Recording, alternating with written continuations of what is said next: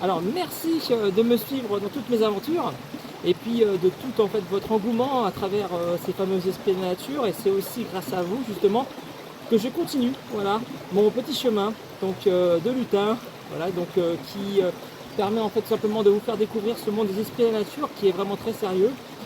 Ce langage des bois, de la forêt, voilà, vous savez, ces esprits qui nous chantonnent, qui nous font réagir, qui nous donnent des émotions dans les bois. Au début, on ne comprend pas trop pourquoi, et après, on se sent vraiment vivant, encore plus, écouté, compris. Et ces bois, ces forêts, bah, justement, il n'y a pas que la biologie, il n'y a pas que la physique, il y a aussi l'éthérique. Ce fameux monde, cette fameuse transpiration de la nature, elle n'est pas bête cette nature. Elle sait très bien qui c'est qui vient dans les bois. Elle sait très bien la façon qu'on va y rentrer. Elle sait très bien aussi ce qu'elle a à nous donner aussi. Par rapport à notre façon justement de la regarder, de s'émerveiller justement. Elle est intelligente, elle nous comprend, elle nous parle, à sa façon bien entendu. Et se libère en fait de toute cette magie, ces fameux esprits de la nature qui sont des consciences auxquelles nous les humains on y a mis des formes, qui sont à peu près les mêmes partout dans le monde, voilà, qui vont avoir des noms différents et puis quelques petites différences physiques.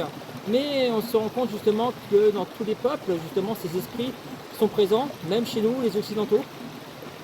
C'est pas un phénomène de mode, ça existe depuis la nuit des temps, et aujourd'hui on a la parole un peu plus libérée, on peut plus facilement parler. On est pour la plupart aussi en gens concernés, des personnes bien établies dans le civil, dans le monde social, avec un métier, avec des passions, avec aussi des questionnements aussi sur la vie, sur nous-mêmes, qui on est, qu'est-ce qui va nous rendre heureux justement. Et ces esprits de la nature, curieusement en fait, quand on va dans la forêt, ils nous apaisent. Et ensuite, ils nous prennent en charge, ils nous switchent un peu notre mental et nous changent notre logiciel et nous disent on est là, on t'écoute, on t'apaise, et ce qu'on souhaite juste en fait c'est que tu sois en joie et heureux. Je vous dis ça parce que en fait je me suis rendu compte en lisant par exemple les œuvres de Yann Lipnik, de Loane Miège, de François Breton et de plein d'autres spécialistes des esprits de la nature, ou des personnes tout simplement qui sont dans le monde biologique et qui savent magnifiquement bien en parler. On ressent en fait toute cette cohérence qu'ils ont en fait, avec aussi ma façon de travailler, sur le fait qu'il y a beaucoup de bienveillance et qu'on n'est pas dans le même monde. C'est-à-dire qu'en fait, en quelque sorte, on est dans le même monde, mais on a plusieurs vitesses. Et dans la nature, la vitesse du monde social, du mouvement social, n'est pas du tout la même. On prend une pause, on se tait, on écoute le silence. Et c'est dans le silence qu'on comprend en fait le langage de la nature, dans l'émerveillement. Et je vous ai cité plusieurs personnes justement qui vont parler qui parlent des esprits de la nature, et on le parle de façon cohérente, on peut pas de la même façon. Ce sont des esprits, des ponts en fait, tout simplement entre la nature, qui se suffit à elle-même, qui se construit elle-même. Il y a aussi des esprits dans les fleurs, dans les arbres, dans l'humus, dans les pierres, etc. Tout ça c'est très vivant. Mais les esprits, ces fameux esprits de la nature, sont des ponts, sont comme des ambassadeurs en fait des bois, entre les bois et les humains, et qui sont là justement pour nous apaiser, qui ne peuvent pas nous influencer. C'est à nous de changer les choses, c'est pas à eux de les faire à notre place.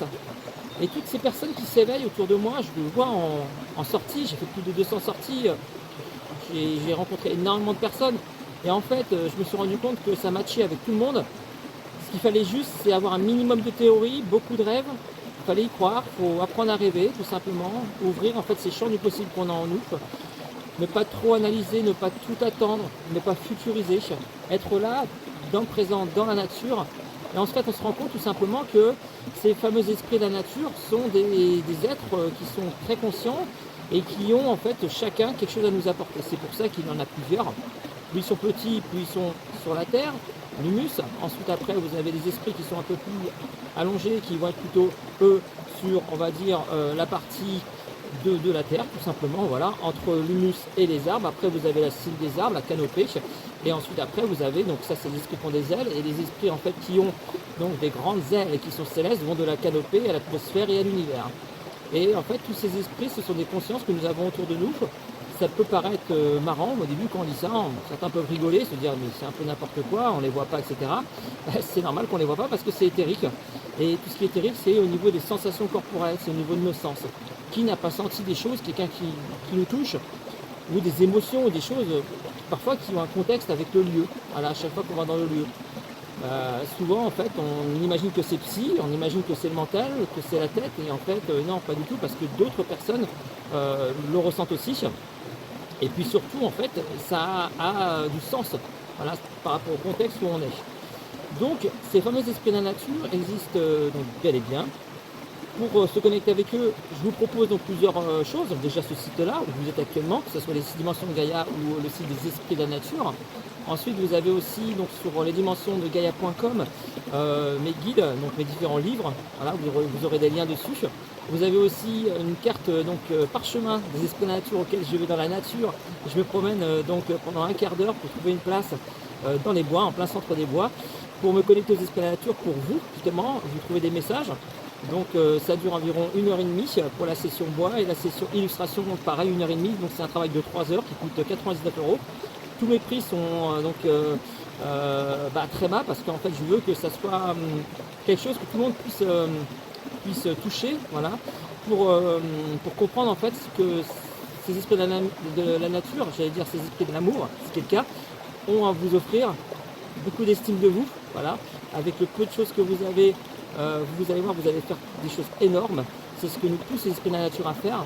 Et puis vous avez aussi donc le stage en ligne, les esprits de la nature sur les dimensions de Gaïa, à 40 € seulement aussi, que je mets à jour régulièrement, auquel vous avez des vidéos en ligne directement avec un petit code. Et puis vous avez aussi possibilité de télécharger les vidéos. Voilà, il y en a de nombreuses.